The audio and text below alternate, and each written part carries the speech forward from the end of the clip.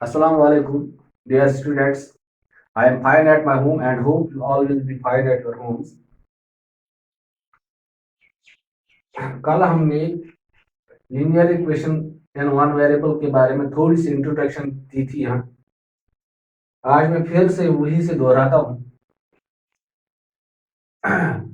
सबसे पहले linear equation से जुड़े तमाम कंसेप्ट्स, तमाम मेथड्स के बारे में हम पढ़ेंगे ताकि हमें आगे जाकर एक्सरसाइज में जो क्वेश्चंस आएंगे उनको हम सॉल्व करेंगे। सॉल्व करते वक्त हमें सब मेथड्स और कॉन्सेप्ट्स क्लियर हों। तो लीनियर इक्वेशन की जो इंट्रोडक्शन कल मैंने की थी, मैंने कहा था एक्सप्रेशन।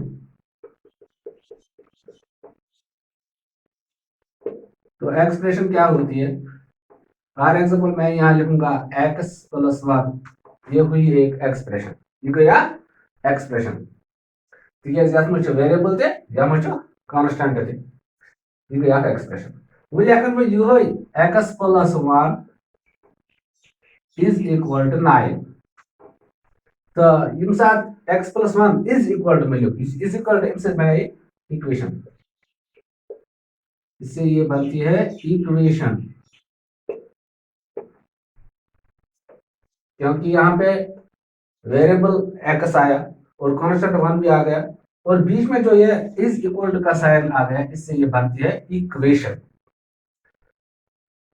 तो अब लीनियर इक्वेशन की बात करते हैं। अगर मैं यहाँ लिखूंगा x² + 2x + 3 is equal to 9 for example, तो मैंने ये लिखा है x² + 2x + 9 + 3 is equal to 9।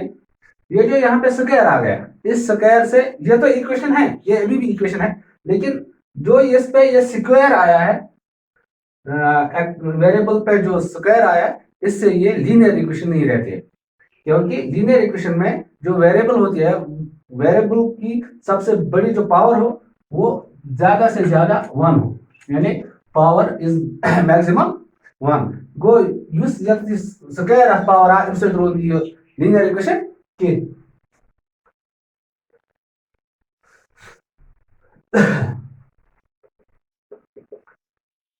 वो लीनियर इक्वेशन वैसे इक्वेशन यथ मज वेरिएबल्स आसन, कांस्टेंट्स आसन, बे आस इक्वल टू साइन, बे आस पावर मैक्सिमम 1, इस वेरिएबल्स पावर आस मैक्सिमम 1। तो युस यथ मज x गो वेरिएबल,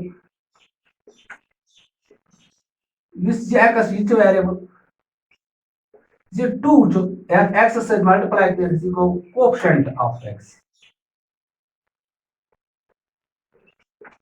युस ये 3 चीज कांस्टेंट टर्म,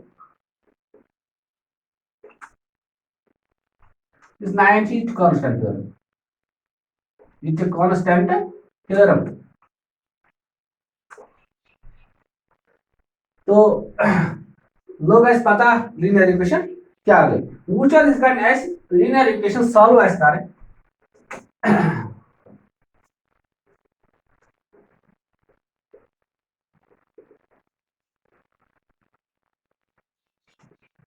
साथ ऐसे इक्वेशन सॉल्व ऐसे करें।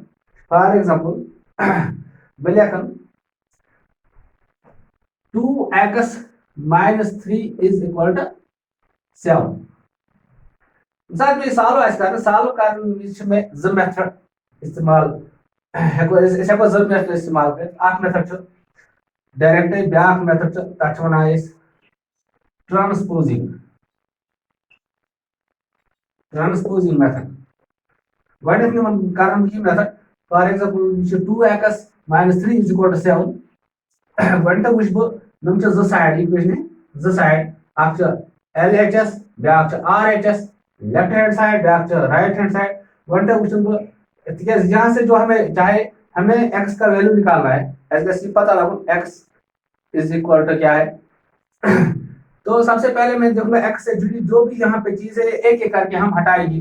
फॉर एग्जाम्पल यहाँ 2x - 3 है, यानी x के साथ सबसे पहले यहाँ 2 मल्टीप्लाई है और ये माइनस जो 3 है, ये 3 इससे माइनस किया हुआ है। सबसे पहले मैं इसे इस -3 को हटाऊंगा।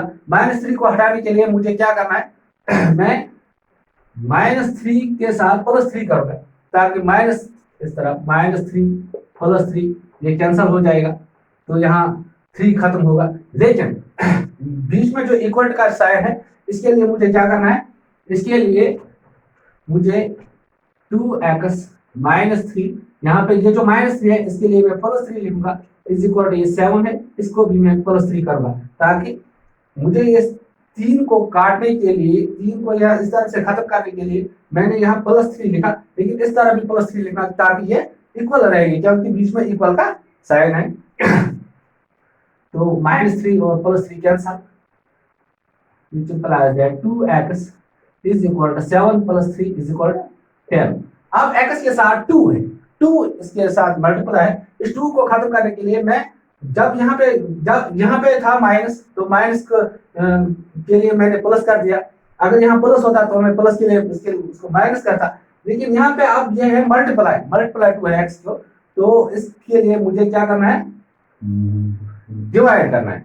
ये 2 में इसको दूसरी यहाँ पे 2x बढ़ते हैं, यहाँ भी लिखूंगा मैं ओवर 2 डिवाइड बाय 2, यहाँ पे भी लिखूंगा divide by 2, 2 and 2 cancel, x is equal to 10/2, 2 1 is 2 5 is x is equal to 5। ये है एक मेथड। अब दूसरी मेथड जो ट्रांसपोजिंग मेथड है, उसके लिए मैं यही इक्वेशन लिखूंगा, 2x - 3 is equal to 7। तो 2x is equal to 7, जो इस तरफ से है, इसको मैं जो LHS की तरफ से जो ये कांस्टेंट है, ये मैं राइट हैंड साइड की तरफ ले जाऊंगा, जबकि ये यहाँ पे -3 है, जब मैं इसको इस तरफ ले जाऊंगा तो ये बनेगा +3। 2x is equal to 7 + 3 is equal to 10, then x is equal to 10, जो हम ये वो मेथड है जो हम ज्यादातर इस्तेमाल करते हैं। x is equal to 10 divided by 2, 2 1 is 2 5 is x, यहाँ पे भी x5 आ गया, यहाँ पर भी x5 आ गया, क्योंकि सवाल एक ही है, जवाब भी एक ही आएगा, लेकिन मेथड्स दो है। तो इसके बाद ये थी इक्वेशन, लेकिन इस इक्वेशन में वेरिएबल जो है ये एक ही साइड पर था। अब मैं कोई और एक इक्वेशन ले जाऊंगा जिसमें वेरिएबल दो साइड से होगा। फॉर एग्जांपल मैं यहाँ लिखूंगा 2x - 3 is equal to x + 2, x + 2। यहाँ पर क्या है, यहाँ पर जो इक्वेशन है इसमें जो वेरिएबल है ये दोनों साइड है, इस तरफ भी वेरिएबल है, इस तरफ भी वेरिएबल, यानी LHS में भी वेरिएबल है और RHS पर भी वेरिएबल है। इस सूरत में मैं क्या करूंगा, 2x, ये जो इस तरफ वेरिएबल है इसको इस तरफ ले आता हूँ, -x इज इक्वल टू, यहाँ पर 2 बचा है, इस जो यहाँ इस तरफ से कांस्टेंट टर्म है इसको मैं इस तरफ ले जाऊंगा, इस तरफ ले जाने से इसकी जो साइन है, निशानी जो है ये तब्दील होती है, यहाँ पर -3 था, जब मैं इस तरफ ले जाऊंगा ये बनेगा +3। 2x - x is equal to x is equal to 2 + 3 is equal to 5, वो यहाँ पर मुझे x आया है 5। अब मैं क्या करता हूँ, अब मैं वेरीफाई करता हूँ कि क्या जो मैंने x की वैल्यू निकाली है क्या ये सही है या गलत। इस वेरीफाई के लिए मैं क्या करूंगा, मैं 2x - 3 लिखता हूँ यहाँ, ये इक्वेशन। अब x का वैल्यू, ये फॉर एग्जांपल मैंने LHS लिया है, 2x - 3, 2 × x के बदले आएगा, x का वैल्यू 5 है, -3, 2 5 are 10, -3 इज इक्वल टू 7। वो यहाँ पे क्या बात, इक्वेशन का मीन क्या आता है, 7। अब मैं RHS में ले जाऊंगा, और RHS x की वैल्यू जो है इसको मैं कहाँ पे लूंगा, RHS में, x + 2, x का वैल्यू क्या है 5 + 2 इज इक्वल टू 7। वो यहाँ पे भी LHS भी 7 आ गया और RHS भी, वो LHS is equal to RHS। इस तरह से हम ये इक्वेशंस सॉल्व कर सकते हैं। इसके बाद दूसरा टॉपिक लेंगे, forming an equation. Forming an equation. देखो क्या होता है, हर बार सवाल में इक्वेशन डायरेक्ट नहीं दी होती है, स्टेटमेंट दिया होता है। स्टेटमेंट में क्या होता है, फॉर एग्जाम्पल यहाँ पे मैं लिखूंगा the sum of two numbers is 74 if one number is 10 more than the other, more than the other। यहां पर सवाल क्या है, the sum of two numbers is 74, यानी दो ऐसे नंबर है जिनको हम ऐड करेंगे तो 74 बनता है, लेकिन जो नंबर है, दो नंबर में है, इन दो नंबर को आपस में फर्क क्या है, 10, यानी एक नंबर दूसरे नंबर से 10 ज्यादा है, 10 ज्यादा है। तो मैं करूं यहाँ पे ऐसा लिखूंगा, let one number be x. अगर एक नंबर एक्स है तो दूसरा नंबर ऑटोमेटिक एक्स प्लस 10 आएगा, क्योंकि इन दोनों के दरमियान जो फर्क है वो 10 की है, एक नंबर दूसरे से 10 ज्यादा है, 10 ज्यादा है, तो therefore other number is equal to x plus 10। अब क्वेश्चन क्या था, इन दोनों की जब मैं इन दोनों को मैं जब ऐड करूंगा तो वो 74 बनता है, यानी एक्स एक नंबर, दूसरा नंबर है एक्स प्लस 10, इनको ऐड करते हैं तो ये बनता है 74। इसमें x and x, 2x plus 10 is equal to 74। अब बन गई ये भी इक्वेशन। तो इस सूरत में जब इस तरह सवाल दिए होंगे स्टेटमेंट्स में, तब हमें पहले इक्वेशन बनानी होती है। इक्वेशन बनाने के लिए पहले सवाल को समझना होता है। पर यहाँ मोर देन हो, यहाँ कभी ऐसा भी लिखा होता है लेस देन, अगर लेस देन होगा, लेस देन लिखना होगा तो यहाँ पर माइनस, जो मैंने यहाँ एक्स प्लस 10 लिखा तो एक्स माइनस 10 आएगा। अगर यहाँ होता टाइम्स, तो यहाँ जो मैंने एक्स प्लस 10 लिखा, इधर में लिखा 4x, 4 टाइम्स ऑफ एक्स। या कभी ऐसा जो भी सवाल होता है लगातार, अगर यहाँ पर एक नंबर में रखता है एक्स, दूसरा फिर लिखना होता था एक्स प्लस 1, कंसेक्टिव मींस लगातार, अगर एक एक्स है तो दूसरे एक्स प्लस 1 आएगा।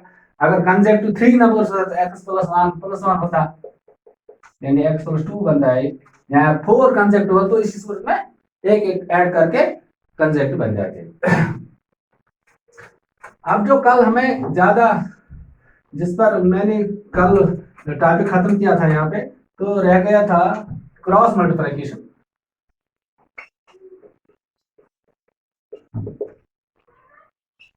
क्रॉस मल्टीप्लिकेशन यानी एक तो होती है डायरेक्ट इक्वेशन, दूसरा तो होता है स्टेटमेंट, तीसरा होता है क्रॉस मल्टीप्लिकेशन में, यानी फ्रैक्शन में होती है इक्वेशन।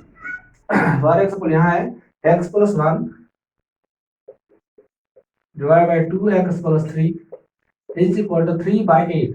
यह है इक्वेशन, मगर है इसको क्रॉस मल्टीप्लिकेशन आएगा। x प्लस 1 जो है, यानी इसका जो न्यूमरेटर है ये इसके साथ मल्टीप्लाई है, इसके डिनोमिनेटर के साथ, इसका जो न्यूमरेटर है ये इस डिनोमिनेटर के साथ मल्टीप्लाई है। तो क्या आएगा यहाँ 8 into x plus 1 is equal to 3 into 2x plus 3। 8 into x 8x plus 8 into 1 8, 3 into 2x 6x, 3 into 3 9। अब x को, x वालों को मैं एक ही तरफ ले जाऊंगा, 8x, ये जो यहाँ पर ये निशानी, जो यहाँ पे निशानी होती है ना, यहाँ पे जहाँ कुछ नहीं लिखा होता वो प्लस है, जहाँ अगर माइनस होता तो यहाँ पे वही होता है। इस तरफ जो निशानी है ये नहीं आती, जो इस तरफ निशानी वही दिखती है। 8x, जब मैं इस 6x को यहाँ ले जाऊँ ये बनेगा -6x इज इक्वल टू 9। जब मैं इस 8 को यहाँ ले जाऊंगा तो ये बनेगा -8। देन 8x माइनस 7x हो गया 2x is equal to 9 minus 8 is equal to 1. Then x is equal to 1 over 2. इस सूरत में हमें वैल्यू आ गया x plus x is equal to 1 over 2। तो ये थे कुछ कॉन्सेप्ट्स जो मैंने यहाँ पर क्लियर कर दिया आपको। इंशाल्लाह आगे जब हम एक्सरसाइज की क्वेश्चन उठाएंगे तो वहां पे हमें दिक्कत नहीं होगी, इंशाल्लाह हम आसानी से उसको हल करेंगे। शुक्रिया।